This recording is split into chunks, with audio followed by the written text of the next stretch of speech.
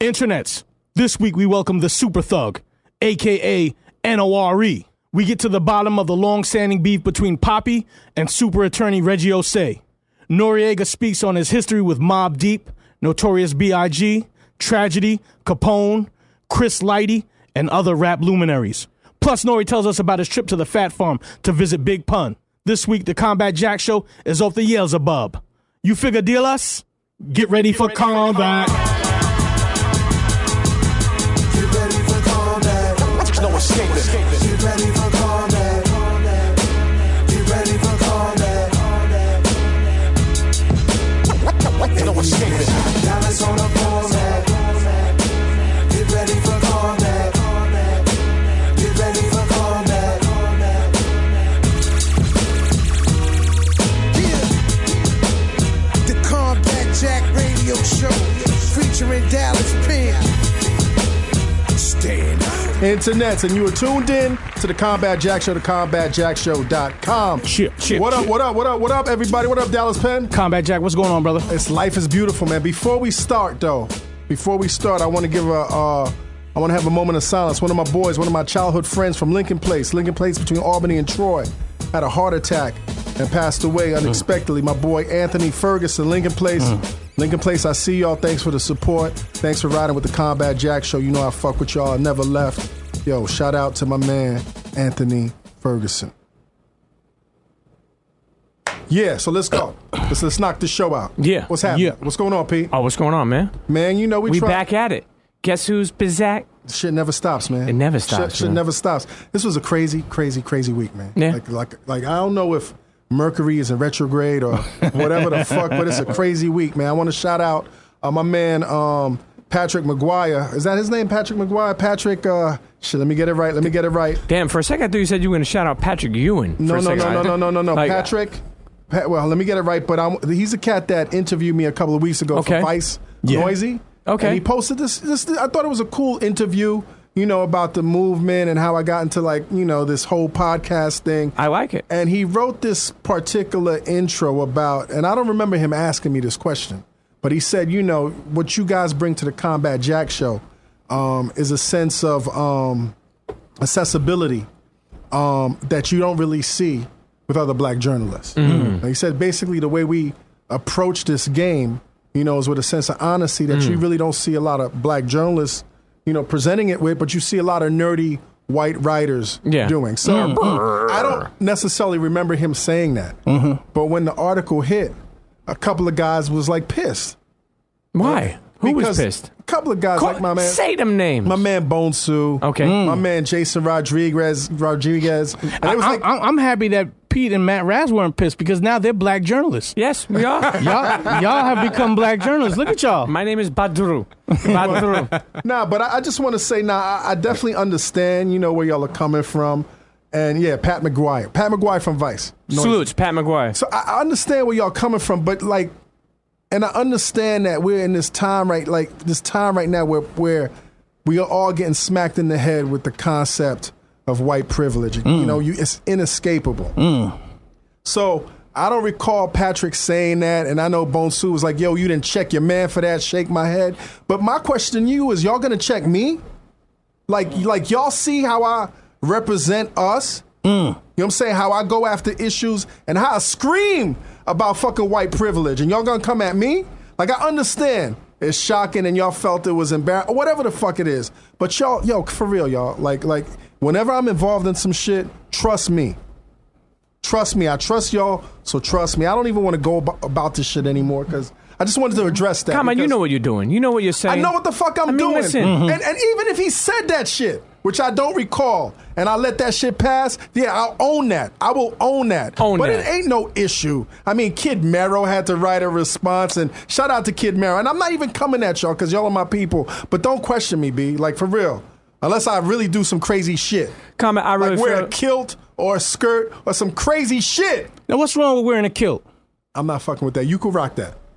I will rock that. Okay, you rock that on the next episode of the TV show. You rock that.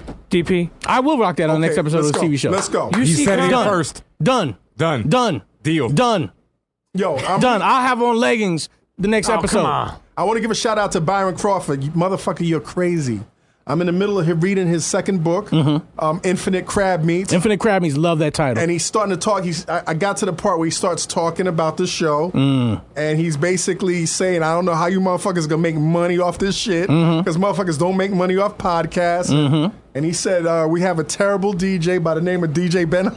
Oh, my God. Yeah, I got a nice shout out. Just braids? So he did his research. Yeah, he listens to the show. Go ahead. What else did he say? Nah, did Did he touch on the white people? No, Sandusky? what do you mean by that? Did he touch on any of the white people in the show? What white people on the show? There's only black journalists on the show. Fuck, I forgot. That's right. What's my name fucked again? now, you're fucked. What's my name again? Bad Drew. Bad Drew. By Drew. Nah, but I'm glad that Byron Crawford listens to the show, and he cares so much that he writes a lot about us in his book. So Thank you, Byron Crawford. It's a hilarious. If you guys are if you guys are in the least bit familiar with Byron Crawford, ByronCrawford.com. He's one of the best writers in the game. You know what I'm saying? He's been writing. He's probably the GOAT current blogger, because he's been doing this shit for a long time. I mean, he's got to be the GOAT blogger. Yes. Give him that. So if you got a couple of pennies, throw it. Download the book. I don't know if is there a I think I saw it on Amazon. I put a link up for it on Amazon today. Download that shit. Yo, Byron, for real though, you want to throw shots? Yo, for real, man, your word type is fucked up. Like, whoever designed your book, like, you got to get your type copy or whatever the fuck you call that shit right, because it's impossible to read that shit on my iPhone. Get that shit right. But other than that, salutes. Yo, we had a great time this week. I mean, I keep keeping y'all in anticipation about this TV show. It's coming along. This week we interviewed Scarface. I don't even want to give Face you Mob. much more than that, but I never thought Scarface was as illmatic as he was this week. And salutes to Premium Pete for making that happen. Oh, man, listen. Now, did you make that happen through your Houston Connects? I got a couple of Houston connects, Shout out to the Trill Gladiators. I'll just say that. Trill Gladiators on deck. Yeah. Trill Gladiators on deck. Yeah. Upcoming guests. What? Uh-oh. Wait. Upcoming guests? You're about to announce upcoming guests? Upcoming guests. Hit that comment. I wish we had a horn. Or a drum roll. I wish we had that. We need Just Blaze, right? Because Just Blaze loves the horns. The bullhorn. The air horn, that Jamaican air horn. We got. Yes. Do that. Like the ferry. We need the shit from I'm gonna do the Wookiee. That's the Wookiee horn. Yeah. Holy shit. We got Talib Kweli. Yeah. Talib Kweli. Kweli. Is that how you pronounce his name? Talib Kweli. Kweli. Con los terroristas. Horn. Secondly, I got a call from my man. Yeah, who? Torre. Why Torre? The return of Torre. Tory. Bullhorn. Tory. Hold up. PSA He Internet. gets the Wookiee. That's the Wookiee horn. I'm more educated. I read his book. Okay. in the You're gym. a black I've been in the journalist. gym. Come on, Torre. Part 2 is coming up. I may shed a tear. Part 2. No, don't shed no tears. Okay, And I'm in sorry. this one, I should keep it as a surprise, but I'm so close to making this happen. I just be, I be snitching on Talk myself. on it. Put it in the atmosphere. Talk on it. Reverend Al Sharpton. First of all, real talk, internet, real talk. Yeah. If a police ever Yeah. put something on you, Yeah. a bullet, a Yeah. baton, some spittle, A taser. you need Reverend Al Sharpton Yes. to Yes. come and march for you. His people reached out to me. I reached out to his people. They like the show. They like what we're doing. Al works around here. He's doing his thing at MSNBC. I can't wait. Yes. Because I know a lot of you out there, you El Flagrante. Did I pronounce that shit right? Flagrante. All right, flagrante. Personalities Flagrante. Blah, blah, blah, blah. be shitting on Al Sharpton. And y'all know who y'all are. Now, like I said before, I'm not a flag-waving Al Sharpton supporter. Okay. But that man has been so integral Yes. to our community since the 80s when me and Dallas came up. I'm going to tell you something, Combat. The great thing about Al Sharpton Yeah. is that he can get it. Yeah. We're going to put him in this booth and Pause. anybody, okay, that was a legit Yeah, pause. that was a good legit pause. pause. That's a Okay, pause. legit pause on that. Legit Yeah, pause on yeah, that. yeah. Because, Al has fucked up in the past. Yeah, but we all fuck up in the past. All right, I'm just saying Al has smoked on that glass dick. Yo, wow. stop, Come because on. I don't want his PR to get there. No. I don't want to lose that. But I still through all his travails, his ups and downs, I still respect him. Yes. I still respect him because, again, if something happened to you from the police, all right, he will be the first person out there, and he will make sure that you can lay on your bed with wads of cash on your body if you're still alive. If you're still alive. This is why this is one of the best, or the best, podcasts, Combat Jack show out there, because I was speaking before on it, how we had Artie Lang on a previous Artie episode. Lang, what up? And Fred the Godson. Fred the Where do you Godson, get what this up? type of stuff? The Combat Jack show. Al Sharpton coming to the Combat Jack show? Hold on. But tonight, we got Noreaga. What? Poppy. Poppy. Let's get that horn. Let's get that horn. That horn sucks. Now this is crazy, and this is gonna be pretty interesting. I know N.O.R.E's listening to us in the other room, but I don't know if he necessarily knows who Combat Jack is. But years ago, I mean, I don't know if he knows. he if I knows. used to be a lawyer. He knows. I heard him outside. He knows. What was he saying? He said he's gonna whoop your ass. He's ready. He's ready? Oh, he got a story to tell. Okay, let's talk about this. So, internet. Years ago, when I was a lawyer, I did the CNN deal. And this was like a week before Christmas. And if I could remember correctly, that's the only deal I fucked up. Because I was trying to get that shit out the door. We doing that shit with a small label. I was like, yo, let's get this shit done. And some rights that shouldn't have been given away were given away. So basically, you signed away N.O.R.E's publishing. Yeah, exactly. What the fuck? Fuck, yo, I don't know. Yo, honestly, do we want to be in the booth for this shit? So this is the first time that I'm talking with N.O.R.E ever since then. Okay. So this is like a reunion, and I'm looking forward to this shit. So N.O.R.E's gonna be able to tell us the real side of the story. He can tell the internet's his side of the story. I want to ask N.O.R.E, like, how exactly you were at that time. What were you wearing, if he happens to remember? He had on a turtleneck. He clearly had on a turtleneck. I didn't have no turtleneck on, Listen, N.O.R.E. We're going to speak to N.O.R.E on this. Yeah. We're gonna. Internets, you're tuned into the Combat Jack Show. Yeah. CombatJackShow.com. F your radio. Yo, Dallas, what the fuck is going on tonight, B? Yo, Thugged Out Militainment took over this joint. It's like, how many cats is in this booth right now? Like, you fucked up by fucking his deal up earlier. I hope not. He got the shooters in here. He got the stabbers in here. He got the cats that strangle people with neckties. Yo, technically, Reggie was my first lawyer. Yes. Technically. Yo, internets. Introduce this man. Internets. Yeah. I want to introduce to y'all to the Combat Jack Show. Right. Noreaga, Poppy. Yes. And whatever other name he goes by. Shit. N.O.R.E. N.O.R.E. Give me a round of applause. Yes. Noreaga. Good to see you. Good to see you, nigga. Good to see you. Before we start. Yeah. Because this Yeah. shit has haunted me. That's you know what? It's great. I never heard your side. Right. Out of everything, I heard Trash side. I heard Capone didn't even care about what side, but I've never heard your side. So that's dope. So my side is this. Yeah.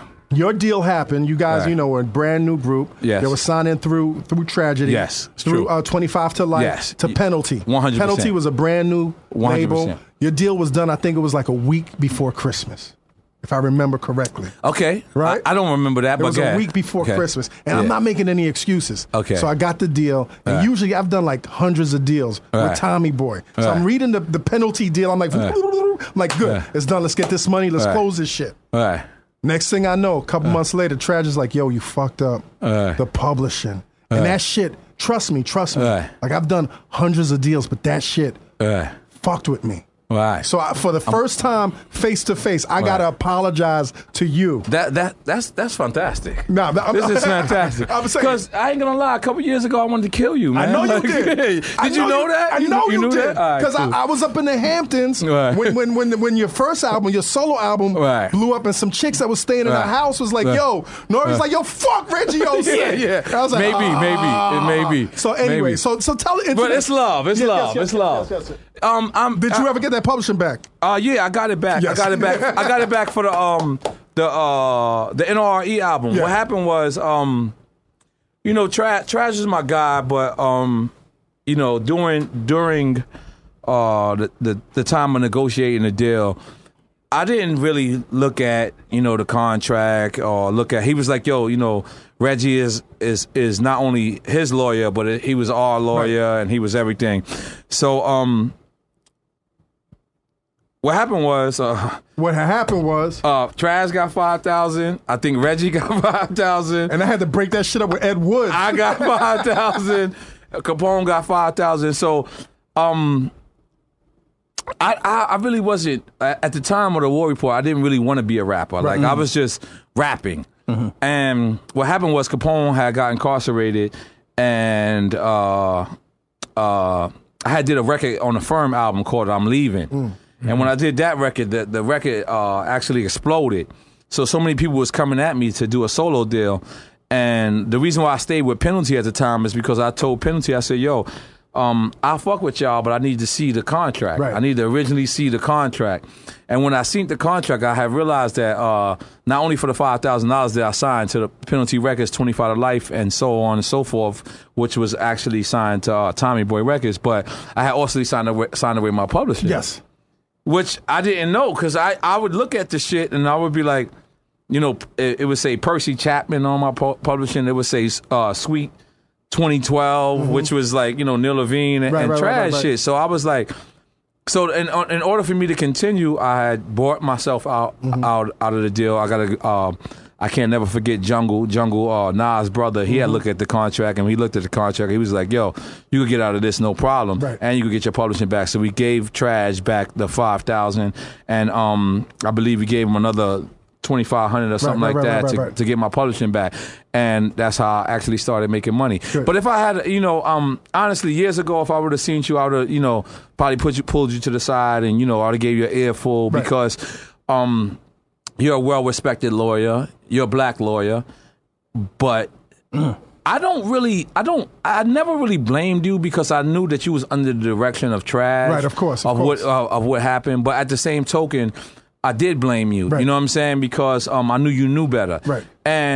But years later, we actually I got out of that deal, and I made the most money in my life on that N.O.R.E. album. That's good. But if I had a chance to do it all over, I wouldn't change nothing. I mean, you guys made a classic album. This is crazy shit. Like that's why I'm mad at you, but I'm not mad at you because stay mad at me. No. That's okay. Nah, I'm a grown man. Fuck Combat. Combat's my guy. Combat. No, it's okay. It's okay. And I'm a big fan. I listened to the Fabulous interview. I listened to the Envy interview when he was confessing about everything, and like I'm a fan of what you're doing, because you definitely don't have to do what you're doing. Like you was making a decent living as a lawyer.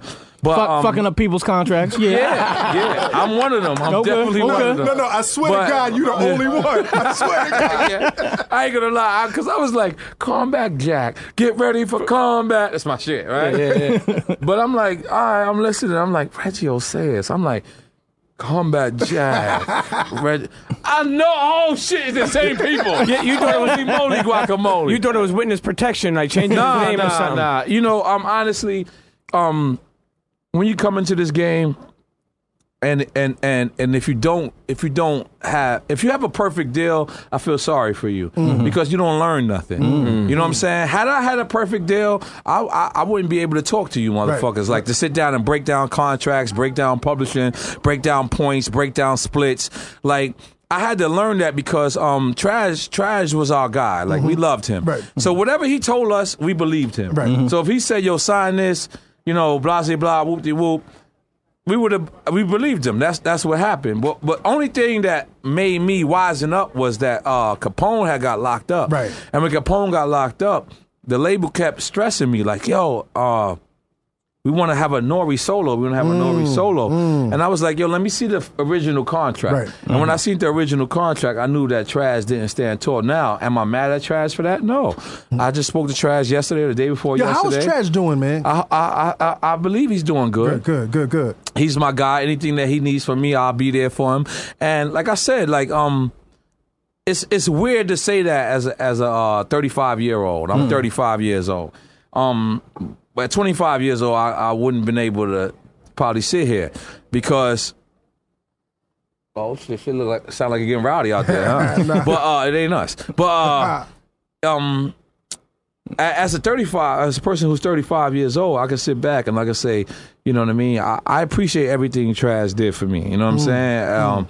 It's like me and Raekwon, we sat down for hours at one point when we was on tour, and he told me what happened between him and RZA. I'm not obligated to speak. No, we had him on the show. We've had Raekwon and RZA here. Yeah, but I'm not obligated. Yes, not that conversation for sure. Yeah, but you know, and basically that's what he says too. He's like, yo, regardless of how mad I am at RZA at certain points, I wouldn't change it, and I wouldn't change it. Like, you know, actually, I endorse it because it made me learn. It made me learn what publishing is. Like, if a person comes to you and say, yo, I want to buy all the water from your life, you're going to be like, whatever. Now, I'm not selling you my water for the rest of my life. But then if a person comes to you and say, yo, I'm going to buy all your H2O, you're like, nigga, I don't even use H2O. You know what I'm saying? Like, go ahead, nigga. Like, right, and that's really what publishing is. Like, you don't really know what publishing is until you don't got it. Until you know what I'm saying? Yeah. Like, you like, all right, if a person come to you and say, like, yo, I'm you know, you can't never wear a winter jacket again in your life. And you're like, that's cool. I live in Miami. Yeah. You know what I'm saying? I don't wear a winter jacket. But then you realize you got to travel to Russia and you got to travel to, you know, New York. You know, New York and all this place. And you're like, damn, I do need my winter jacket. So, you know, I have no quarrels. Now, let me ask you something. Was that deal what caused the beef with you and Trash? Yeah, it was. It was because I believe Trash and Yo, stop pointing at me, Pete. Little do you know, you possibly could get murked tonight. N.O.R.E, not to cut you off, please get back to where you were, but I want to tell you this. Can you bring us back and bring the internets back to Reggie Ose? Yeah, Reggie. Back in the day, what was he wearing? What was he? Was he fresh? No, he was fresh. He was fresh to death. Turtlenecks? He was fresh to death. No turtleneck. Corduroys. No turtleneck. He was fresh to death. But Yo, no, you don't let them take. It's true. I'm gonna keep it real. I don't blame Reggie because obviously he was under the direction of Trash. Like, I can't. You can't blame a lawyer. Like, if you're my lawyer.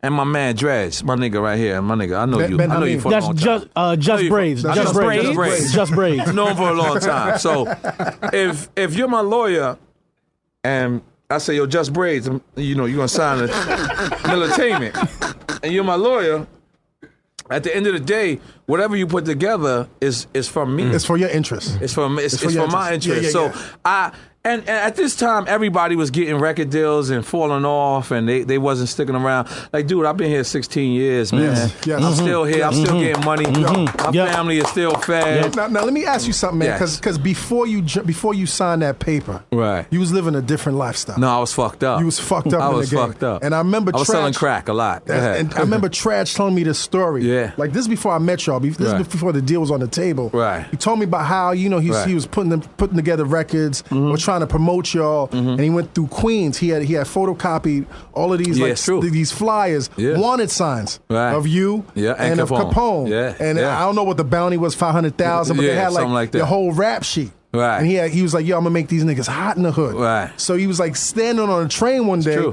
waiting for the train to come by. That's true. And he seen some cats looking at the wanted signs like, that nigga right there, when I get him, get that. The Trash said he had to go throughout every hood and take them shits down. It's man. true. That is true. It's true. We didn't give a fuck about rap. Right. Like, was it fake to y'all? I mean, what it was Trash seen Mobb Deep come out. And this is with no disrespect to Mobb Deep. It's with no disrespect to Nas, but Trash seen me shoot niggas before. Trash seen Capone shoot niggas before. So he was like, you know, when Nas came out and then Mobb Deep came out, he was like, I ain't saying that he ain't say they was real niggas, but he was like, my niggas is will tear this shit up for real. Got real bodies. So what he did was he wanted to play off of that. And you know, Capone shot Police. I shot the dude after seeing Juice. You know, the movie theater shooting. And wait, you shot the dude after seeing the movie? Yeah, after seeing the movie. Why? It was like it was. What theater was you at? It was when I was young. Okay, man, okay, right. But we're gonna move on. Yeah, so what Trash thought about was like, what Trash thought about was like, you know what? Maybe I could play off of this because niggas know these niggas for their gun game. So what he did was made wanted poster signs. So every like 3 or 4 days, like there's people hit me on the two-way page. Are like, yo, I just pulled down your poster sign, and I'm like, nah, nigga, that was promotional. Like, because niggas really thought we was on the run. Cats in Queens didn't know. But that's essentially how we got our deal. Like, so again, Trash is my dude. I love Trash. And he was just doing what he was taught from Marley Marl. Of course. You know what I'm saying? The legendary Marley Marl. Yeah, legendary Marley Marl. I ain't saying Marley Marl was doing anything wrong, but I mean, you know, it is what it is. Right. I just was the person who happened to, you know, get out of it and enjoy life. Right. Now, You know what I'm saying? now, you guys made, like, you know, as a group, as basically reformed criminals, you guys made some classic records. Yes, we did. Like, We did. and we had Prodigy and Havoc in the room separately. Okay. We talked about the making of. They're together now, man. Let's give them a round of applause. They're back together. Back together again. Back together? Back Yeah, together yeah. again. Back together I just again. seen the Instagram pic. They're in the studio. And we talked about LA. Right. What was going on through your head, man? When What did they say? Because I would like to hear this before I what did they say exactly? If you could remember. I don't remember. I don't what they remember. said. Let me give y'all the real story. That's Okay. the real story. Let me give y'all the real story. What happened at the time was, I was in Left Rack City, Section 2, and a good friend of mine, his name was Chaz. And Chaz was on what you call a DJ list back in the days. Now, the DJ list before the bootlegs and before the internets and before all this downloaded shit was occurring, when you was on the DJ list, you had an album 2 months in advance.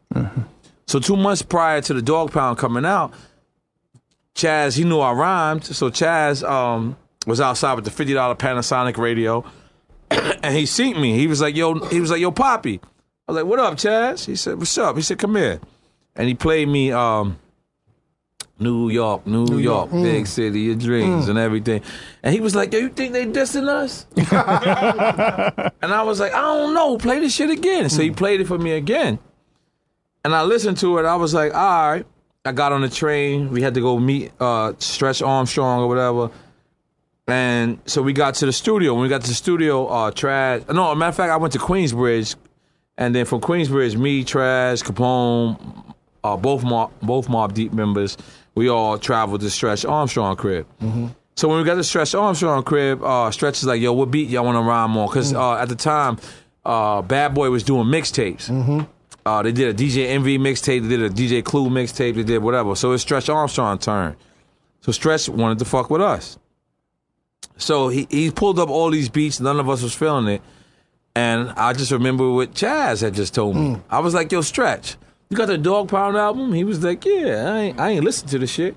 I was like, yo, pull that shit up. And he pulled it up. I was like, yo, pull up New York. And then we all listened to it. And niggas was like, yo, they coming out. Niggas was like, you know what I'm now, saying? Combat, they understand too. They're also by this time drunk and high as fuck up in there. Nah. You know what it was, to tell you the truth? Like, we were a little tired of how Tupac was talking. Like, I'm just New York be was honest. taking a beating, man. Yeah, we were looking horrible. Right. So when I said that, Stretch obviously pulled it up. We played it. We listened, and everybody's like, "Fuck it." So that's why the original LA contained a Prodigy verse, and he was saying NYC, you and I verse supremacy, Havoc and P, Queens niggas, so it seemed to be mega. I got word back from Noreaga. He was like JFK on our way to LA. So if you listen to anybody else's verse on the record, none of us was dissing LA. Right. We were just making a response. A mockery of the song in a sense. Exactly. So what happened was we put the record out. This is the real story, 100% the truth. This is the real story. We put the record out. We get a call from, it wasn't SRC then, it was Loud Records. Steve Rifkin said, yo, Prodigy don't want to be on the record. This is 100% the real story. So they said, so we were like, yo, what? Like, yo, Prodigy don't want to be on the record. So Penalty is calling us like, yo, this record is hot. you know, no, it was blowing up. It was like, you know, all over the country at the time. So they was like, yo, And Prodigy. he just wanted his verse then stripped off the joint. Oh, There's no, look at the video. His verse is not on the video. You didn't know that? Yeah. But this is I why. feel like I always hear his verse. Maybe I didn't watch in the your video. mind, in your mind. Yeah. Well, yeah, when you watch the video, pull up LA, Prodigy's verse is not there. And he was the only one that really had a verse. And now he took that verse off and he put it on Nas's I forget what album. Real Nigga Rap. How'd you feel about Real that? Nigga. How'd you feel about Let me finish. I'm gonna explain it all. So, what happened was, we set up to do the video. Prodigy said he's not coming to the video. Now remember, Prodigy's also on the hook though. So he said he wasn't coming to the video. He wasn't gonna do it. He wanted to be off the hook too? Yeah, he wanted to be off for everything. Okay. So according to Loud Records, I didn't hear it from Prodigy. Right. According to Loud Records, Right. we're shooting the video. The day we're shooting the video, Get Money releases. Yeah, I'm not Get Money. Excuse me. Tupac's Hit 'Em Up. Hit 'em up. The day of. The day of. The day of the video shoot. Day of. And that nigga. record was scorching. Now, out of everybody, That record was scorching. he was the dude who took his shit off. This is 100% real talk. And that was the only one Tupac went at. He was like, don't want you niggas got sickle cell. I didn't even know the nigga had sickle cell at the time. I'm like, word? Niggas got what the fuck is sickle cell? Like, what is that? So you see the joint. That's why I never agree with Mobb Deep or Prodigy dissing Jay-Z, because their rebuttal towards Jay-Z was, yo, when Jay said, it's like New York been soft ever since Snoop knocked down Crushed the the building. building. Yeah. Like, if that's how you felt, homie, you should have kept your verse on there. B. Right. You know what I'm saying? If that's how you felt, homie, you wasn't never supposed to back down. You was never supposed to.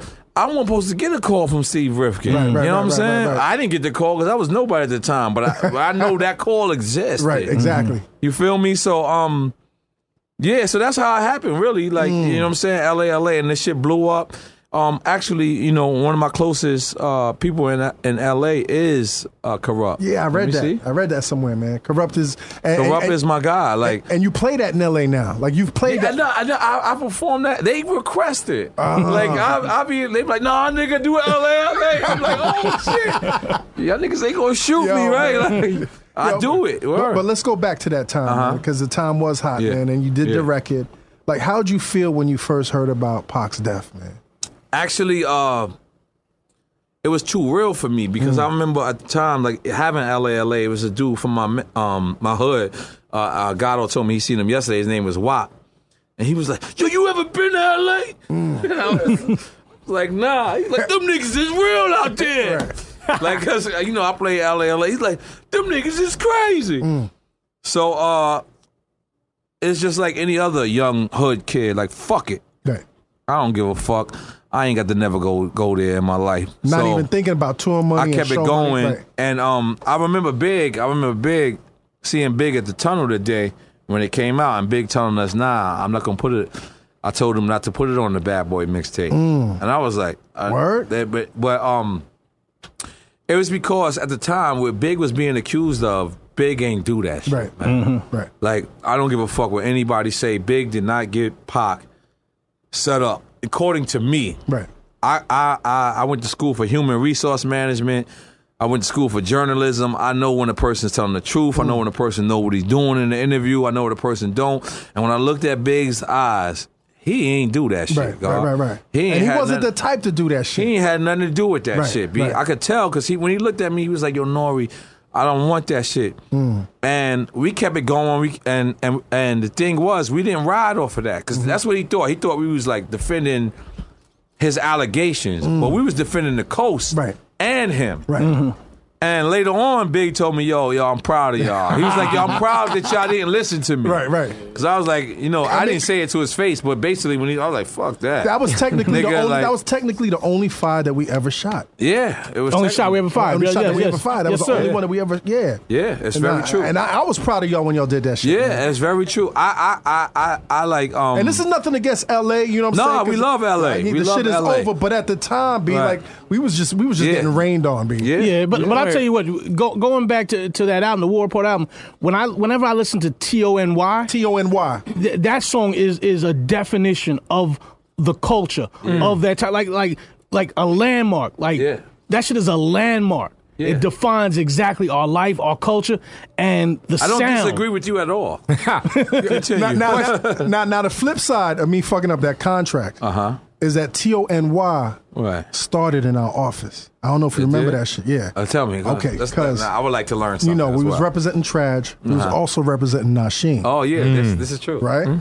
Smart man. He's a smart man. Nasheem and Traj had some type of beef. Oh, I mean, yeah, I back didn't know that. like somebody got thrown off some boat ride. Oh, I know exactly between them cats. Depot ride. So Omar, yes. big up my man Omar. He got thrown off the boat. These niggas is I was crazy. there. I was there. Shit. So now that Traj is going from savage mode to like businessman mode, and Nasheem was going from savage mode to businessman mode, we basically set up that peace talk. Right. We set up that peace talk. That's was like, hard. That's you know what hard. I'm saying? So the first record that came out of that union was T.O.N.Y. Yep. And our barber, Ed Wood's cousin, that used to cut our hair in the office, was Sean Brown as the man singing the hook. So, you know, I'm saying, we gave that back to you. A lot of people don't realize, like when Bus received all that criticism about, he said, Bismillah Rahman Rahim on the A-Rap Money remix. A lot of people don't realize on T.O.N.Y., if you listen real good, the dude is under there singing, Allah, Sean Brown. Allah Akbar, which means Allah is the greatest, God is the greatest. Another thing, on that beat, why does it say Free Willy during the chorus? No, it's that was our slang. It was free chili. Free chili. It's too hot to freeze chili. You know what I mean? Yo, for the longest, I used to wonder what that was our slang because the War Report. A lot of people ask me all the time. They're like, "Yo, the War Report is probably the best album we ever heard." But to me, I can't really listen to the War Report like you listen to it, or like he listened to it, or you, because at the time, I had shot a dude, and then the dude, you know, they came back and I shot him again, and shot him twice, and then Pone got caught for the hammers, and like he actually had a date. Like he was like, "Yo, like shit happened in January." There's like, "Yo, June 6th, you're going to jail." I'm just giving you random dates, and we kept trying to like push it back or whatever. But to make an album under those circumstances that you never had experiences, like to this day, it's crazy because I go in the studio and I make 5-6 records and the engineers is like, "Oh, I love to work with you," because I don't bullshit. Because like when we was in Unique Studios, we didn't have money to sit in there and get high and smoke and drink Hennessy and all this. Like Traj had us programmed like, a verse here, you do a verse, N.O.R.E, you come up with the hook, boom, boom, boom. He had us programmed. So we made like different albums like a night. Like we did like the War Report. The first War Report y'all heard was probably the War Report 7 because like that's how he had us programmed. He like, "Yo, B, shit was real. You know, sit in there. Y'all write your rhymes home. Write your rhymes when you got 7 rhymes." Then we go in the studio, and you know, shit which was is kind of crazy because when you go home, the war's going on. Yeah, and so all we did.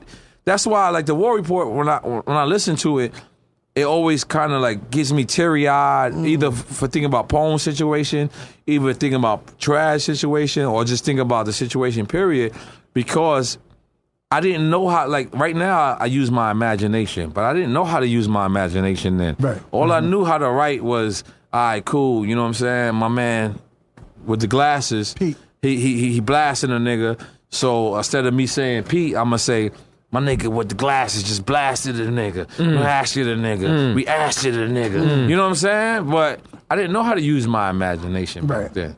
So all I wrote was the realest. So when I listen to this shit now, I just be sitting there and I just, like, my wife be like, I don't want you to listen to that. Like, because she see me and I be in the corner and shit with my Dre beats on, and my wife be like, what are you listening? I know what you listening to. Like, because as a grown man, like, I reminisce and I say, because remember, I was 17 years old. I hear Busta Rhymes say it all the time that his mom signed his contract. My mom's had to sign the contract too, if you don't remember. I was 17 years old. Yeah. I'm 35 years motherfucking old right now. Yo, you young in the game. Yeah, I was, I feel like you were older than that. Oh, yeah, I was 17. But I'll tell you, saying that you had that human resource experience, and that you really could tell if someone is like going to do something wrong or not telling the truth. Right. How did you not know that Combat was in? Nah, fuck I up your didn't fucking know. publishing? Because you know what? It wasn't like I'm not saying this because I'm in front of Combat. It really wasn't him. Yeah. Nah, I know. We At already the end of the day, We'll let him go. At the end of the day, it like a lawyer. Like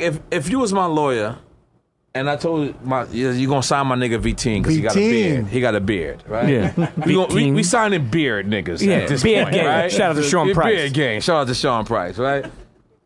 You don't automatically say we're gonna jerk this guy. It's my idea. It's like, yo, look, I want his publisher and I want whatever, and you just put it together. Now you're just as guilty, but you just put it together. You understand? Yeah, I So that's how I look at it. Now, how were y'all the only rap group in history that was banned from the tunnel? Yo, we was banned from every club in New York City at one point. Let me tell you something. I'll give you a funny story, right? Pun one night hits me. God bless his dad, Pun. Pun's like, yo, come with me to the tunnel. I'm like, yo, Pun, I'm banned. You banned. He's like, Why were you banned? I'm gonna tell you. We get to that later. Hold on. But Pun is like, Pun's like, fuck it, you with me? Fuck it. This is what he thinks. He's like, yo, I'm double platinum. There's no way you can't get it. I'm like, yo, Pun, I'm banned. So I remember it so vividly. So he's like, yo, Pana. He's like, yo, are you really gonna talk to me like that? You don't think I could get you in? And I'm like, Pun, all right, cool. I drive my 500 Benz. Purposely came by myself. Cause I knew I wasn't getting in. Right. I drive my 500 Benz, parked it around, because you remember, the tunnel was right off the West Side Highway. It's right off the West Side And you parked it Highway. right over to the left, that parking lot, yeah. There was a pump on the corner. No, actually, I drove down the tunnel block and made the left. I didn't even put it in the parking lot because I knew I wasn't going to be there that long. I just knew it. So I get in Pun's van. Boom, Pun has his whole entourage, and we walk to the tunnel. And it was like 7 undercover police officers. Just turned around, was like, shh, you motherfucker, you're not even supposed to be on this block. And Pun turned and looked at me and was like, Pana, what do you be doing? Like, what the fuck do you be doing? See, at one point the tunnel was like the wildest, craziest. It was like jail. Like you had to like take off your shoes. You had to like get your nuts searched. It was institutionalized. It was you had to, take off your belt, like, you know what I mean? And at one point, like, Brooklyn niggas and like certain crews was just running the tunnel and they was just beating niggas up. And it was real. Like, it's a story I never revealed. Capone was trying to mess with Foxy Brown. And one of Foxy Brown people hit Capone in the head with the bottle. I hit homeboy in the head with the bottle. We fought. And since then, I was just like, the nigga's my man now. Right. The dudes that actually did it. It's funny how that shit works out. Yeah, right? yeah. He's my nigga now. But at the time, after that day, I was like, I'm never going there without the army. Right. Yeah. So from that day forward, I would bring everybody with me. I would give motherfuckers on the side, yo, here goes 6 niggas. Y'all niggas go around the corner. If they don't let y'all in, here goes the money to get y'all in. Yeah, y'all 6. Boom, boom, boom. Here, y'all go y'all money. Yo, big man. Yo, boom. Here go y'all money. So we would wind up being 60, 70 deep. But separately. Right. And then we would all Factions. have Y'all our came in shirts. different factions. We would all have our shirts on under the shit. So once we got in there, niggas would take their shirts off and it looked like it was 700 people that came in. But it was really 7 of us, you know what I'm saying? And we would just give it to whoever. Just for whatever. Nah, I mean, because it was like I was hurt. I was hurt that, somebody swung a bottle at my partner. Right. And I was just really living that life at that time. Like I didn't know like that's just a loss, take that, move on. Right. You know what I'm saying? I was like, nah, I was looking for these people. Now, what's crazy though, man, is I'm looking at you right now and I see everything that you're doing online and you become like this well-loved character, this well-loved individual. It's true. What do you credit that transformation to, man? Because a lot of cats don't change, B. My mom's, man. My mom's. I remember when I first moved to Miami and I bought a house in Miami and my mom's wanted to come down and chill and all my friends, so I had my guys like, yo, take my truck and go pick up my mom's. And they was like, I can't believe that's your mother. Because my mother's just a sweetheart. She's the type, you spill the drink, she wants to clean it up. And she just raised me right, you know what I'm saying? And I guess one of the biggest things is because I was lied to in the game, and because I was jerked, because I was dealt wrong, I could have easily did that to any artist I worked with. Right. I could have easily did that to anybody who jumped on my record. Could have easily, and I just made sure, like, just because my publishing was took, I made sure everybody else got their publishing. You know what I'm saying? So when people worked with me, they enjoyed it. And when I was at the top of the game, I still acted like I was at the bottom of the game. So that's why I can still survive. That's why you can still see me with some of the most relevant artists. Whoever you named, I just hung out with them last week. Right. You know what I'm saying? Because when I was there, I didn't treat them wrong. Right. And when I wasn't there, I didn't treat them wrong. Right. I just always the same. My father used to always tell me, treat the maintenance man the same way you would treat the president of the United States. And I've always done that. Because if you treat the maintenance man the same way you would treat the president of the United States, you have nothing to worry about. Of course. Now, And you have your floors clean too. Motherfucker, right. I'm gonna tell you something right now. When the internet's really took off, N.O.R.E was one of the first artists I feel like who gave an honest portrayal of his life, of the things he was going through, of the things he was working on, and I think that's also what helped. Oh, I embrace the internets like a motherfucker. Early. So many. That's to me. That's what make old motherfuckers old. Is them sitting around and being like, "Nah, that's not how you do it. You got to get your record to Stretch Armstrong."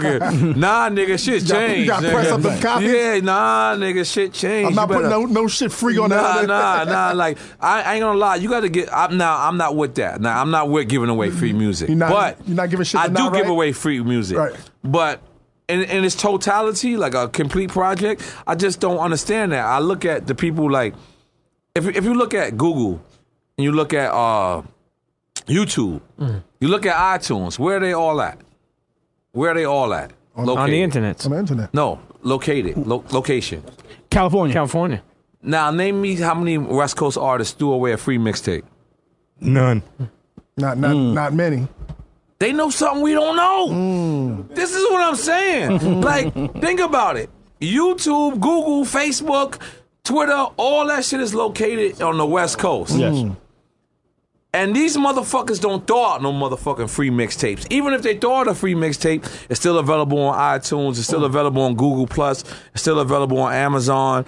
And I started to realize, I said, these motherfuckers got the game smashed. They know something. Because iTunes, Google Plus, Amazon is the new selling it out your trunk. Yes. Yep. Yes. It's the new selling out your trunk. So if none of them motherfuckers is giving shit away for free, why the fuck should we? Right. Right. You know what I'm saying? Yeah. And West Coast OG said, I said to a West Coast OG one time, I was speaking to him, I was like, yo, you know what I'm saying? So when you throwing your mixtape out? He said, I'm putting it on iTunes. I said, well, you're not gonna give it to the people? That piff. And he said, y'all East Coast niggas is fucking this shit, huh? Like, and when he said that to me, he said it like, y'all East Coast niggas don't know how to pimp. Like, he didn't say that, but his that's what his ambiance, his aura was like, man, y'all East. He was like, man, like, and I said, you know what?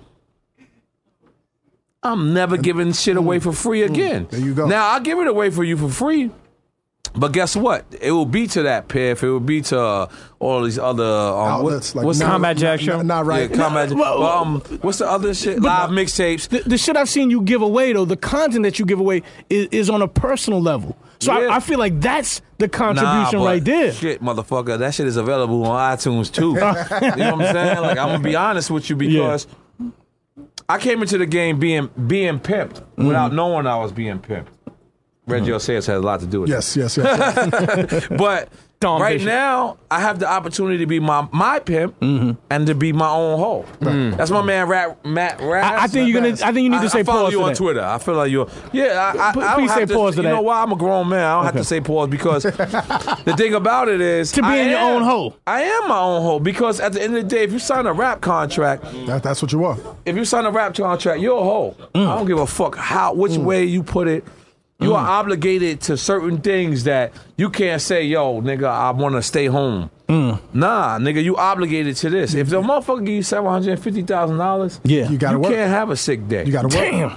Like, you know, all you motherfuckers, all these motherfuckers that Nigga give you $250, you can't be sick. that you know, that could get sick days. I envy you. Now, N.O.R.E, man, let's go back again, man. Okay, like, cool. You know, Pac goes away. Yeah. So he passes away. Yeah. Big passes away. Yeah. And then unexpectedly, like after the smoke is cleared, not too long after that, your man Big Pun passes away, man. Yeah. Like, what was your relationship with Pun and how what did you go through, man? You know, I was still young at the time. So what happened was, I remember, you know, when he had I remember his funeral at Ortiz Funeral Home in the Bronx. And when I walked up to his casket, most of the people that was there, they was like, yo, you gotta watch N.O.R.E, you gotta watch N.O.R.E. And when I leaned over his casket, I was sitting there talking to him. I really didn't know what I was saying. I really don't remember what I was saying, but I was really like talking to this nigga. And all the Terror Squad niggas, they were just looking because they was just like, damn, man, nobody never really told N.O.R.E. You know what I'm saying? So I got on one knee and I started talking. And then like 5, 6 Terror Squad niggas, they came and they grabbed me and they hugged me. And, you know, I'm crying and shit. And they're like, yo, he's in a better place. And I'm start arguing with these motherfuckers. I'm like, what the fuck you mean he's in a better place? At the funeral? Yeah, because I'm like, yo, because I'd never seen Pun sick. Right. You know what I'm saying? Maybe I was too young. Maybe I was naive. Right. Or maybe I just ignored it. Right. You know what I'm saying? Like, because he was too young. And I was with him every day. And he didn't stay in beef like the other two. And like, you know, certain times when I spoke to Pun, like, you know, I would be sitting there talking to him, and Pun would fall asleep. And he'd be like, and then he'll wake up. And I didn't know that was sleep apnea. Right. I didn't know that. Like, I thought I was boring. Right. So when he woke up and he hit me, I would be like, you motherfucker. And you know, that was my guy. Right. But I didn't know that was sleep apnea. I don't know. It was because, like I said, the weight and all the weight, I'm naive. I'm young. The work ethic too, because I mean, listen, I just didn't know. Pun never slept. So when they told me that, they say he's in a better place, I argued that. You know, usually, like if your grandmother passed away or your great grand passed away, and that person say, "Yo, they're in a better place," you usually say, "No doubt." You accept that. Right. But I couldn't accept that from Pun. This guy's double platinum. This guy, you know what I mean? He just lost weight too. He just lost 100 pounds. I ain't gonna front. I got a funny story about going to see him at the Fat Farm as well. But so I didn't want to accept that. Right. And then as I got older, I started to realize the symptoms that I was experiencing. The symptoms it was in my face. I just ignored it. Right. Maybe I ignored it. Right. You know what I'm saying? But Pun was actually one of the best people I've met on earth. Not people in rap or Puerto Rican people or black people. Just one of the best person I ever met in my life. He was so generous. I remember I'm being platinum, he platinum, and he would not let me come to the Bronx without buying me something. Like an Averex jacket, a PlayStation. Like, my nigga, I'm rich. Right. Like, I'm straight. Right. He's like, no, I don't give a fuck. You know what I'm saying? Like, right. You know what I mean? Like, but yeah, it affected me a lot. You know what I mean? That's why a lot of people, I walk through the airports all the time and people grab me and be like, yo, Melvin Flint was that shit. But I didn't like Melvin Flint because my father passing away and then Pun passing away. And I had got like $750,000 at the time. And they really didn't give a fuck that I was mourning or I was going through something. They was like, motherfucker, we gave you $750. You gotta put that shit out.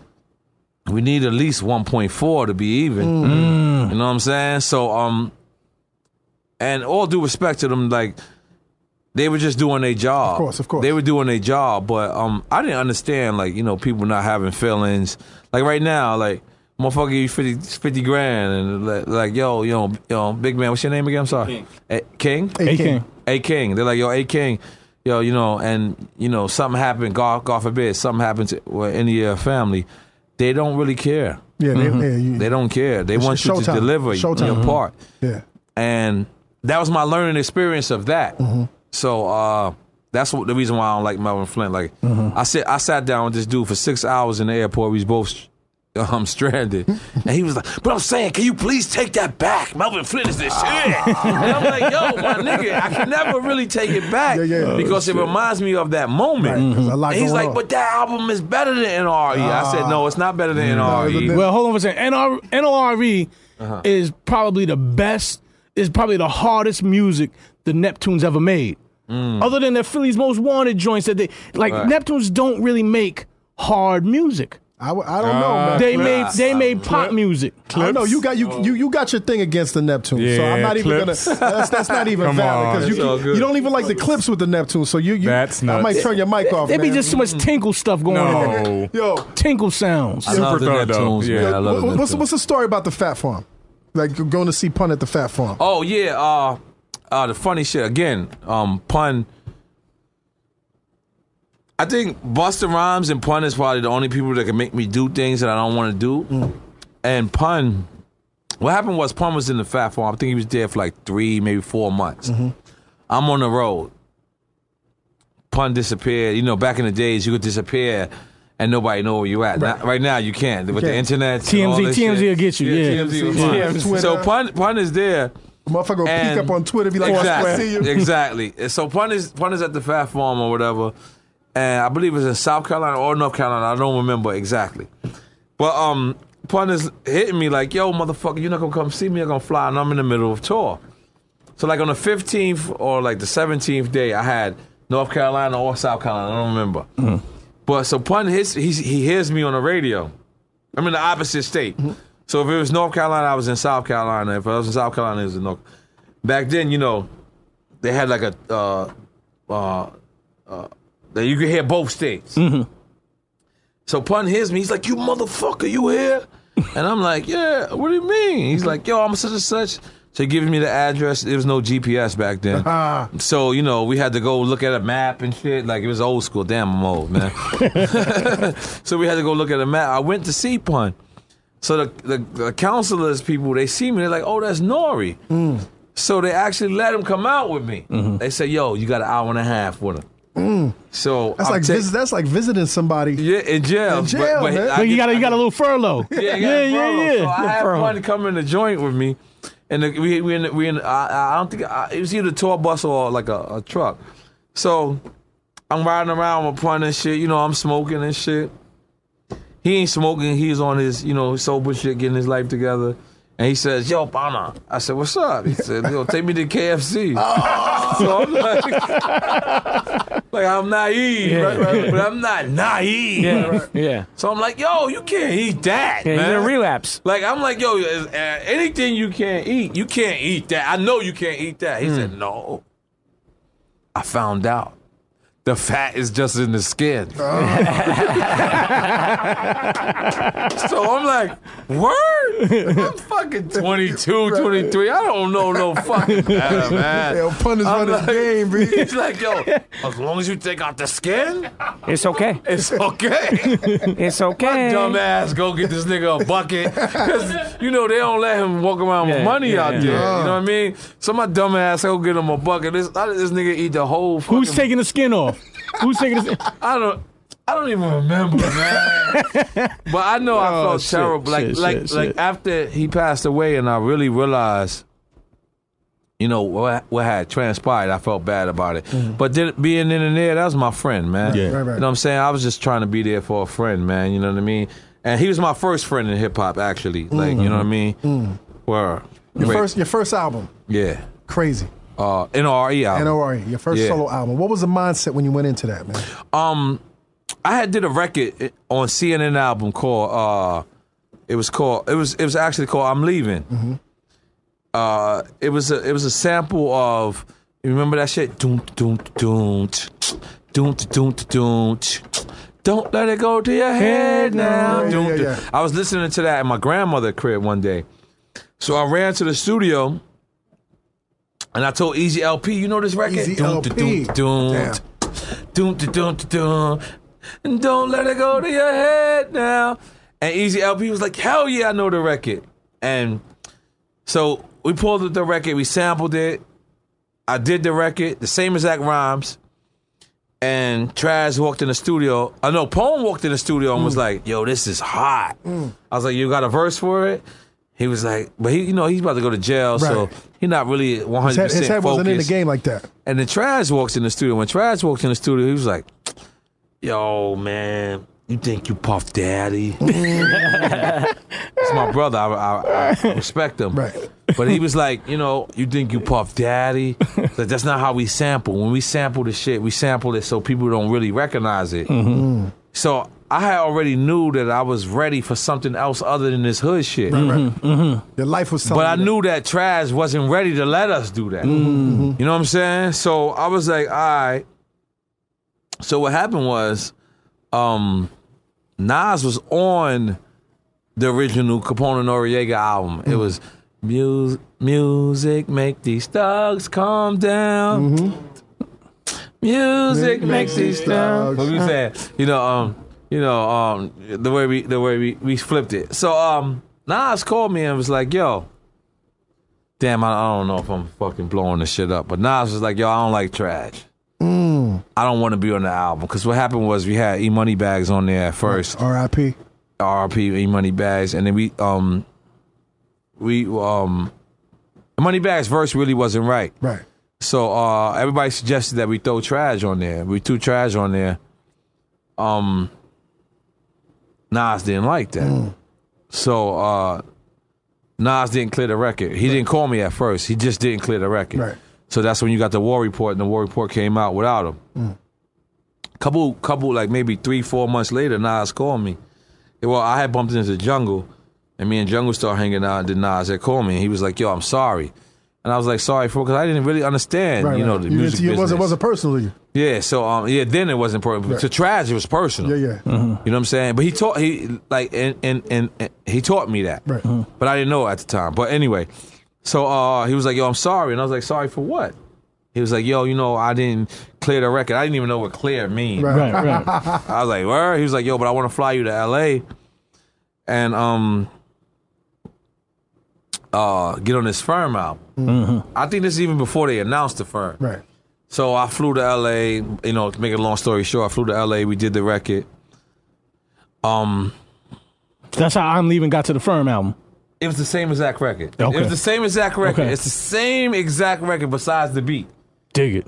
The rhymes, the chorus, everything. That Trash just told me, he told me that shit is whack, nigga. We ain't Puff Daddy. So I had called Trash, and I was like, on my way out there, I was like, "Yo, these niggas want me to work on that shit." And he was like, "Yo, them niggas wasn't there for us for the CNN." And although he was 100% right, I had just got that call from Nas, too, that said, "Yo," and he didn't say he didn't like Trash. He just like, "Yo, he wasn't feeling Trash at the moment." I don't know what discrepancy you know how or you Queens cats be staying. Yeah, no, Queens niggas is the worst. Like, y'all like the new LA. I used to think LA was LA the and worst. Queens. That's why I respect LA niggas, because it basically remind me of Queens. But so I had got the call from Nas, and I wanted to really tell Trash, like, "Yo, the nigga called me. He said he just wasn't feeling you at the moment." He didn't say he wasn't feeling you, but he said he wasn't feeling you at the moment. Right. But Trash was like, "Well, whatever. Good luck." Oh. So he basically gave me the blessing to walk. Right. He was like, "Yo, matter of fact, you can fuck with them niggas if you want. You can have your contract back." So I was like, but it was just a song, because I didn't really get how deep that was. I didn't get how, like, the industry was. Camps. You know what I mean? And Yeah, I didn't get that. Teams. Right. You a new cat. You I'm a new you nigga. thought everybody's on some I'm buddy still shit. selling crack. Right, I'm right. still selling crack, Right. my brother. Let's Custody's be on clear. deck. I'm still selling crack. So I went to LA. I did this shit. Dr. Dre was like, "Yo," I didn't know Dr. Dre was like having other niggas write his rhymes. She was like, "Yo, you could do that for me." Like, he was like, "But if I do everybody gonna know you wrote it." So I was like, "For real?" You looking at a West Coast I was legend. honored, man. Right, You know what I'm saying? right. So what happened was, I came back home. The industry died for me. Again, they died for me, and then this record comes out. I'm leaving. Because remember, I'm not even Firm. Right. Technically, I wasn't even Firm. Right. So that shit came out, and N.O.R.E. know this, and N.O.R.E. know that, and N.O.R.E. know that, and N.O.R.E. knows that. And what happened was the shit just started blowing up Shit was crazy. out of nowhere. Everybody was like, yo, this person want to record with you. This person want to record with you. This person want to record with you. And Leo Combs came to see me, and Leo Combs was like, He came out to Left Right? actually came to Brooklyn. I was shooting a video in Brooklyn. Okay. And Leo Combs was like, I don't understand anything you're saying, but I love it. I need to be in business with you. Wow. So I'm like, oh, okay. And all the labels, threw me so many offers. Coming at you right now. Threw me but I chose to stay with Penalty after they jerked. That's crazy. After they took place. Because at least you know these motherfuckers. Yeah. You know these. And, to be honest with you, like, when I never knew how to write 16 bars. I only knew how to write rhymes. Right. I didn't know how to do anything other than write rhymes. So when Trash came and he was critiquing us, and he did the right thing. Mm-hmm. When he said, yo, N.O.R.E, stop rhyming there. Cut it right there. He did the right thing. But at the time, I couldn't appreciate it because I was too young. You didn't know you was in rap school. I didn't know that. Right. But when he said, yo, good luck, and he was like, go ahead, go. Like, it was basically like, I dare you. I work at your coffee shop, right? We bubbling, me and you. We all right. And I'm like, yo, I'm going to open up a coffee shop down the block, but I'm gonna cut you in. Right. And you like, good luck, nigga. Go ahead. So in the back of my mind, I was like, yo, I remember he shut down I'm Leaving. I remember these ideas that he was shutting down of mine. And I was like, you know what? I'm going to make this shit work on my own. And I took the deal, and I didn't want to go far. I didn't want to like sign the Interscope, even though Interscope had a deal for me. Def Jam had a deal for me. You name them, they had a deal for me. I remember Puff was after you. Puff was after me. Hard. Everybody. But that's why I'm still cool with all these people. Right. But I just stayed home, and I was like, because I wanted Trash to know at the time. That's why me and him later all caught beef. Was you should have never let me go, and you should have. Not only that, it's just like my son the other day. I walk in my son's room. This nigga got my Dre Beats on. Mine's. He has his own. Sneakers on. He has his own. How old is he? He's 13. He just turned 13 March 4th. Teenager. And he's banging Chief Keef. He's in there. Hello, Sosa. I open up the door and I'm looking at my son and I'm like he don't hear me because the beats is on. So I'm just looking at this motherfucker.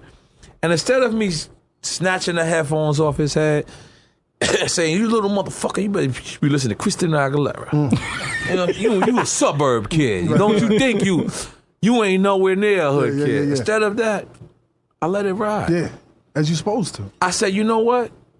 I ain't his age. Right. I'm not supposed to feel where he feels. As long as he listens to parental advisory version, I don't give a fuck. And I'm going to let him be who the fuck he's supposed to be. Now, essentially, that's what Trash is supposed to do to me. Right. Pause. Because I'm not saying I'm his son. No. But what you saying, he's got to let you grow. He was your mentor. Trash never understood my style. Right. He admits to it. This is my guy. Right. But he admits that when I was rhyming in stereo, because that's how I rhymed, I was like, and he was, this is different from Queensbridge. Yeah. But if he was a smarter businessman, he was supposed to say, you know what, N.O.R.E, I don't understand shit. Right. Like what Leo said. Like Leo said, yeah. But I'm a co-sign you because these motherfuckers is feeling you. Right. Yeah. But he didn't, and I guess what it is though, man, is the fact that you got the Leos, you got the Interscopes, a whole nine. But here's Trash, who is already a veteran in the game, and it's a different mind state because he knows at any minute. Now Trash loved Capone, man. Yeah. I'm gonna just be honest with you. His favorite was Capone. Okay. So because Capone sounded like Nas. Right. You know what I'm saying? Capone spit like Nas at one point. So he thought Capone was that shit. So his whole plan was, drop CNN and then go into Capone solo. What happened was the universe don't work like that. Right. The universe picks who they want to pick, and the universe goes the way it want to go. Right.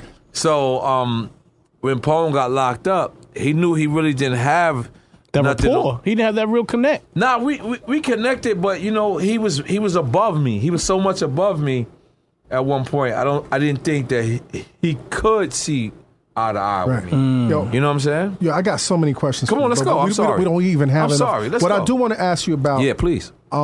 is your relationship with Chris Lighty. Yeah. I mean, you've said that he was the best manager. Yeah. And actually became the best friend that you had Yeah. in the industry. What was that relationship like? Well, you got to realize the reason why me and Chris Lighty's relationship was so personal was because my father died in 1998. Right. Hold on. Oh shit. Now you guys said no. I got you back. I got you back. My father died July 3rd, 1998. Chris Lighty started managing June 1998. Maybe May or something like at least like 3 months before the N.O.R.E album came out. Right. So essentially, Chris Lighty kind of, in a funny way, took my father's position. You know what I'm saying? And he was just my guy. Like we always lived next to each other. Like when I moved to West Orange, he moved to West Orange. Right. When I moved to Livingston, he moved to Livingston. When I moved to Miami, he bought a house in Miami. Like it was always Y'all moved the same. Y'all moving the same. yeah. circle. Like either he was biting me or I was biting him. You know what I'm saying? Pause. Right. But he was just No he was pause just needed my- for that one. That was he was just my guy. Like you know what I'm saying? Like it's great. Like I got friends who's broke, man. Got friends who can't buy a Frank. And then I got friends who could buy whatever the fuck they want. Right. He just happened to be one of them. You know what I'm saying? Like, and we just always maintain a close relationship. Like, Chris is a person who could tell me shut the fuck up, and I would shut the fuck up, and I wouldn't feel violated. You know what I'm saying? Because and he helped you move in the industry too. he helped me. Right. He helped me understand finances because I didn't understand that. I didn't understand publishing. I didn't. After coming through the 25 to life deal, I was basically lost, and I really didn't know what a manager was. So I was like the hottest dude at the time. Right. So I had like a manager meeting, like where everybody come to Penalty Records. And everybody came, and I was in Penalty Records the whole time. I was just watching to see how many people was going to leave. Who was coming through, man? Steve Stout was there. Mark Pitts was there. All the top managers at that time. Did Dame come through? No, Dame didn't come through because Dame's brother Bobby Dash is from Left Rack. Yeah. So I didn't know that. Yeah, Bobby Dash is from next time you see Bobby Dash, ask him. He from Left Rack. So all the top managers at the time came through. The only nigga that stayed was Chris Lighty. And he was rich. But he wanted that N.O.R.E money, bro. Yeah. He saw it. He saw that was money. like, he stayed, and when all of them left, he was like, yo, he presented himself to me. He was like, yo, such and such. I said, nigga, you got the job already. And he was like, you mean you don't need it? I said, nah, nigga. I was here the whole time. I wanted to see who was staying, how long they were staying, how interested they was. And even when Chris was about to leave, he had Dave Lighty come. So right there on that moment, I hired him. Never signed a contract with him. Handshake. And that's the reason why it's so detrimental to me, is because I don't know if his legacy will be fulfilled. Like, I don't know if anybody at Violator is going to carry that torch. Other than Claudine Right. and N.O.R.E. Like, you know what I'm saying? Like, there's a lot of other wonderful workers that's still there, but I'm not sure. You know what happened, man? What happened? I don't know, with Chris? man. When was the last time you spoke to Chris, man? You know what the fucked up thing is? Here's the most fucked up thing about the last time I saw Chris Lighty. Was at the time, at one point I was living a couple of blocks away from Miami. So every time he came to Miami, he would call me. I would try to get him drunk or whatever. But the actual last time I seen Chris Lighty, he told me to meet him somewhere. I pulled up. I pulled up right behind him, and he actually got out the car, and he was watching his daughter walk into college in Miami. Wow. And he turned around, and he was crying, but it was tears of joy. Right. He was like, that's success. He was like, fuck everything else I taught you. Fuck everything else I taught you, how to get money, what to do with your money. He was like, that shit is nothing. He said, this is success. And all I seen was his daughter just walking into college. That's crazy. So now you say that to me, and you say that's the same guy who took his life. Maybe I'm naive again. Maybe I'm gullible. Maybe I'm retarded. But I don't think that's the guy who would take his life. So the conspiracy theory, I'm with it. Okay. Because and especially my last moment with him was tears of joy. Right, He was right. happy than a motherfucker. Right. That motherfucker parked his shit and was like, I'm getting drunk. Right. So I'm jumping in your shit. You feel me? He jumped in my shit. We went and we got drunk. Right. You know what I'm saying? But again, that was the last time I saw it. Right. Have you ever had a moment in this industry when, not saying that you would have considered suicide, but when you were low Yeah. and you were ready to? Yes. So take me through a moment like that. It's because it's the devil, man. You know what I'm saying? Like my mother is a very Christian, a very God-fearing lady, and when you have that ties, you're always gonna have the devil that's gonna try to pull you down. Mm-hmm. It was the other day I had a dream about me being in the house and the floor just dropped, and it was just nothing but hell there. But I didn't fall. Right. I didn't fall. And the devil was scared to come next to me in my dream. And I called my mother, and my mother got me in contact with my aunt, who's a Christian dream interpreter. And she said, that's exactly what it is. She was like, yo, You good. they can't touch you because you're too much tied in. And But they're coming for you still. they coming for They're you. always coming for you. Yeah. They want- don't ever stop. Yeah. They don't ever stop. Yeah, I don't mean to get deep. I'm sorry. No, get deep, brother. Get deep, brother. What are you working on right now? Tell Right now, we got Student of the Game. Okay. April 16th. April 16th, student of the game. Yeah, April 16th. I went right back to independent. I enjoy being my own boss. Nice. Not saying that if I never had an opportunity to go back to a major, I wouldn't, because back then, like with the trash situation, back then I was trash, whatever. Right now I understand, because now I'm me. I'm him. Right, I'm him for me. You're in that position. And it's a lot more work. A lot of people see me on the blogs all the time. Like, people don't really understand that I pay my own flights. I'm addicted to first class. I'm sorry. I cannot go back to coach. Right. No apologies. I cannot go back to them suites is fantastic. I can't go back to the regular room. Right. I can't go back to them regular cars, man. Dig it. So I got to spend, you know what I mean? Like, I got to work double of what I worked on to make, and I don't make double the money. Dig it.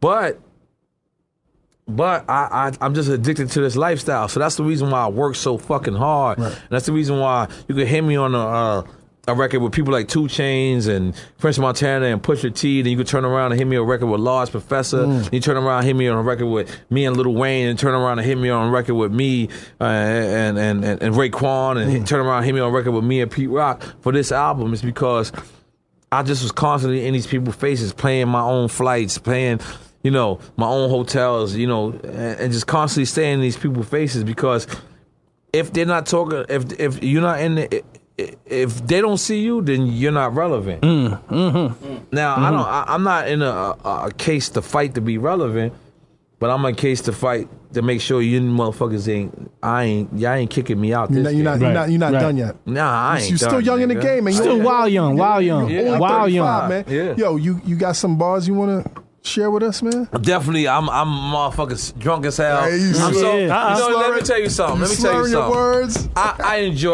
enjoy meeting you, because you know what? I'm proud of you, my brother. Thank you, man. Because any other motherfucker would have stayed being a lawyer, man. And you saw what was going on. I know your whole story. You saw what was going on. You didn't like what was going on, and you doing it from the entertainment side. Of course. And I really respect that. You know what I'm saying? I really enjoy thank your you. shows. No, I appreciate I that, really man. enjoy. I tune in all the time.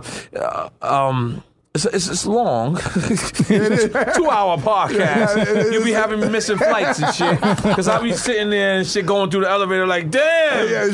Come back. Come on, I gotta pause it. And go through the elevator. Come back and then play it again. But, you know, it's a great thing that what you're doing. You know what I'm saying? I appreciate that. And, you know, any people who've been in the game as long as we've been in, let me tell you something. Let me show you my hands, man. I have not one calluses. That's a good I'm thing. a dude who dropped out of the 7th grade.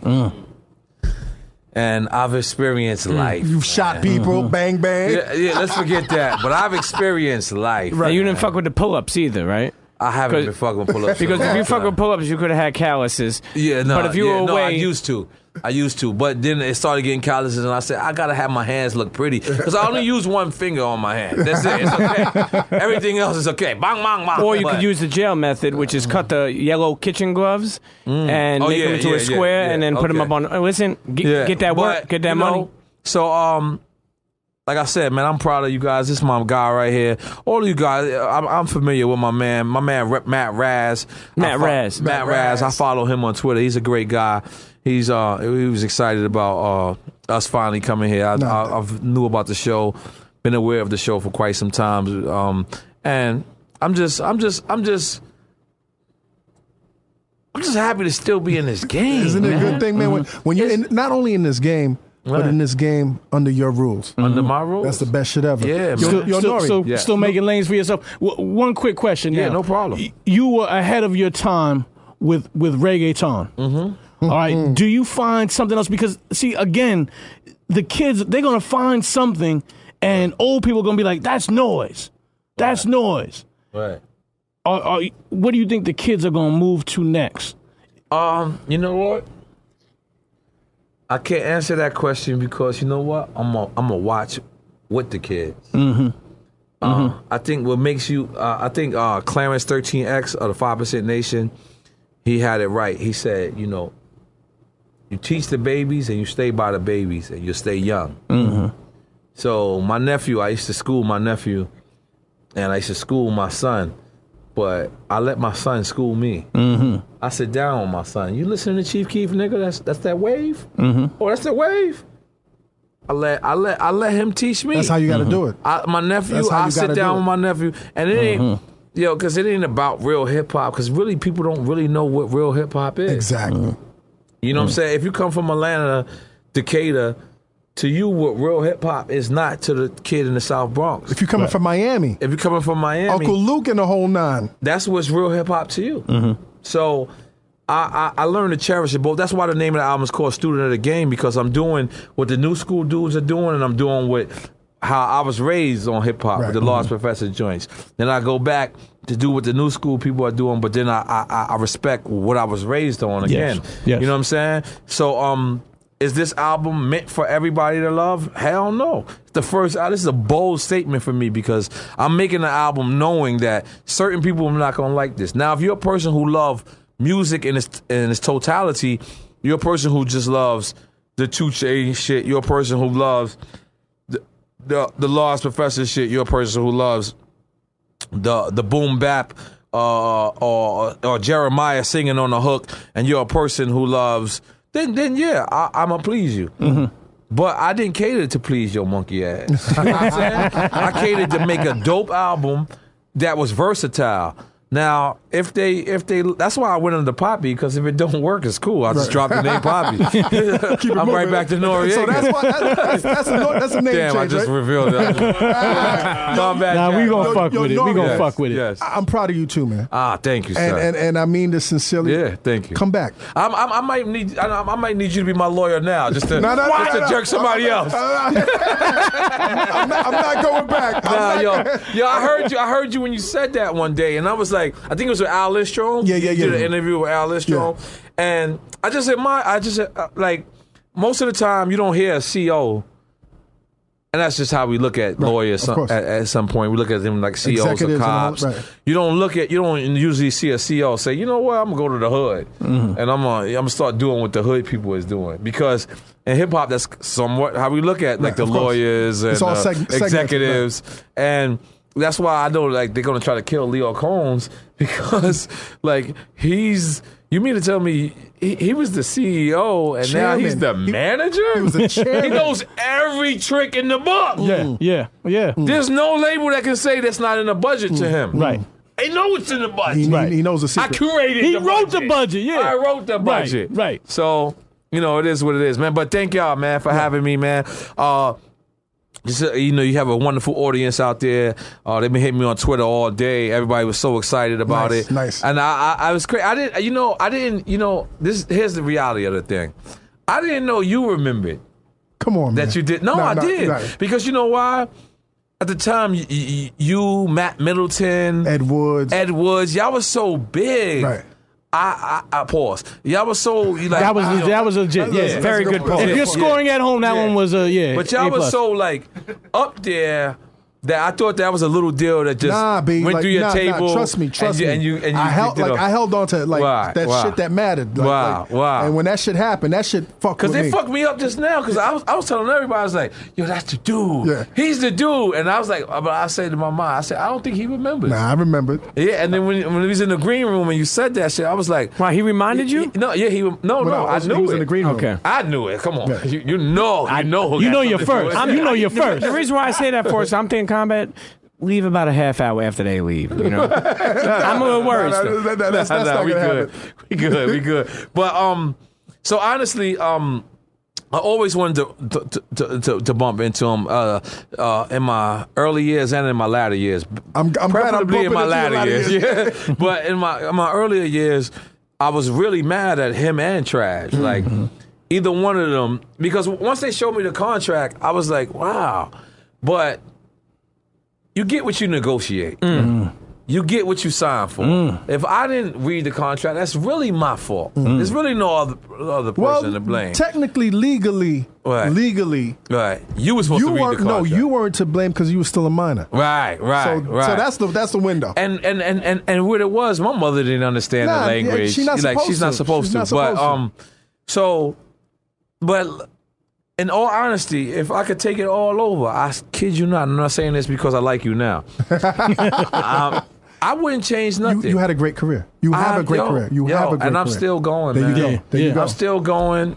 Student of the game. You're a student of the game. Internet, we got Student of the game. in the building. Thank you so much. man. Thank you.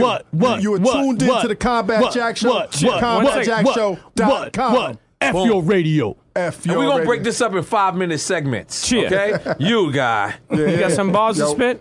I ain't He's fit no not ball. supposed to- I'm happy we rekindled. Yeah. We because it could have been crazy.